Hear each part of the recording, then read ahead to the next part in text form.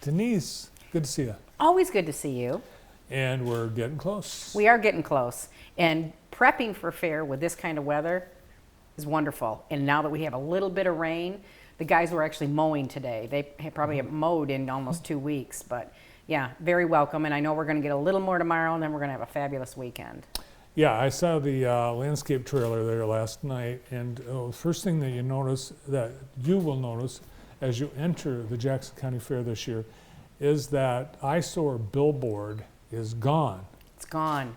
But you notice that we had beautiful, our beautiful gate system and fencing, and then the gate has been gone for a couple of weeks. There was an unfortunate accident at 2 a.m. on a Thursday a few weeks ago. Oh no. Took it right off. And actually today they just installed the temporary, and then the new one will be back in a few weeks.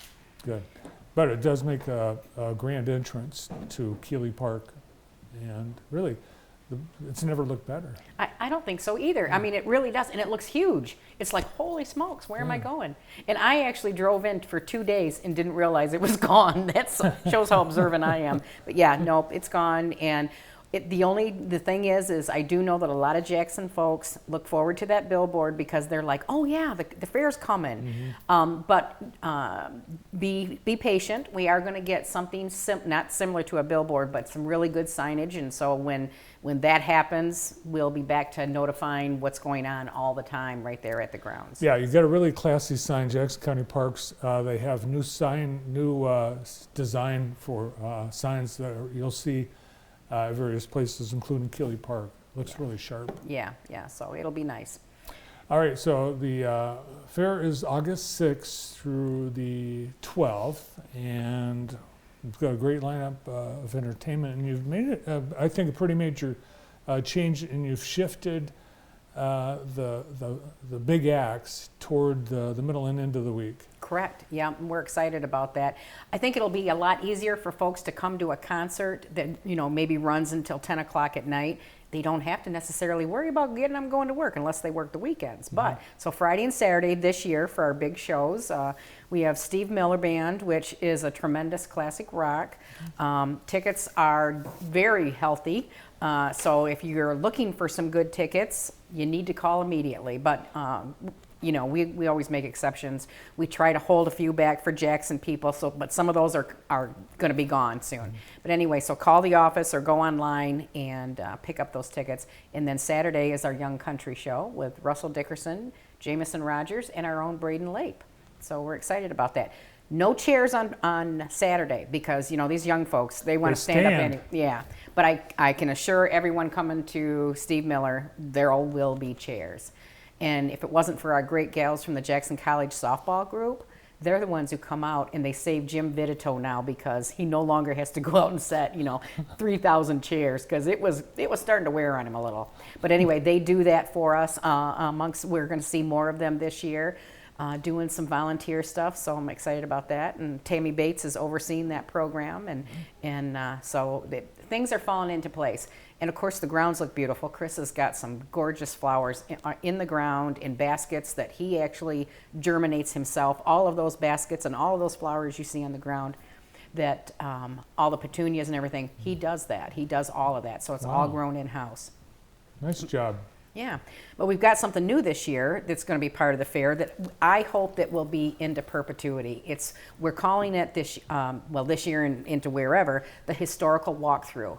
And it actually was brought about because of ag. We really wanted to encourage folks on the ag history of the Jackson County Fair and Jackson County as a whole, and then fair entertainment.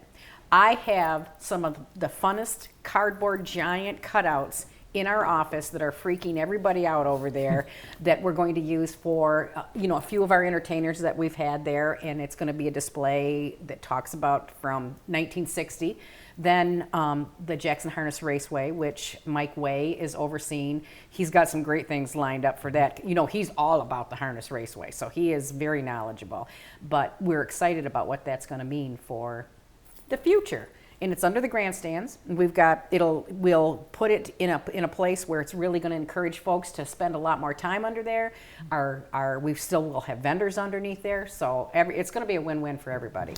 I remember the old fair office before the American One Event Center and your new offices were built, you had in your lobby 8x10 glasses of tons of the performers that had been at the fair over the years. Yep. So you've saved all those. Oh, absolutely. And we have a lot of them that have been signed, whether they were signed to Herman or Sally, so anybody that has an autograph on it, those will definitely be displayed. But yes, we've kept all of that. Matter of fact, it's boxes and boxes and boxes of stuff. And of course, I've been there since I was 9 years old. So I made them keep everything when we transferred stuff from that building to the new building, and it's not an easy task to convince them in that big beautiful building, I absolutely need those 7 cases of papers. But yeah, so we'll be pulling stuff from that, and then next year we're going to have a little bit of Centennial Farms in Jackson County this year, but Stacy Choate Hughes is kind of overseeing that for me, and we're going to really open it up and hope that we have some folks that have Centennial Farms in Jackson County. So that'll be a big part of the display next year. So how many years have we had the Jackson County Fair? 169. It'll be 169th fair this year. Wow. So I guess had is 168, Yeah. but we're 169 years old. That's amazing. The grandstand is 102, 103. 103, Yeah. and that's original. It's original. Well, it didn't have didn't have the roof. It originally was just bleachers, and then it burned down. And then when they rebuilt it, and don't ask me the year because I completely forgot now that you said that. But then they put the roof on. We are, I believe, we're the oldest covered arena grandstands that is over 100 years old. So I know that we're the oldest one in the state of Michigan, and we hold 4,500 seats.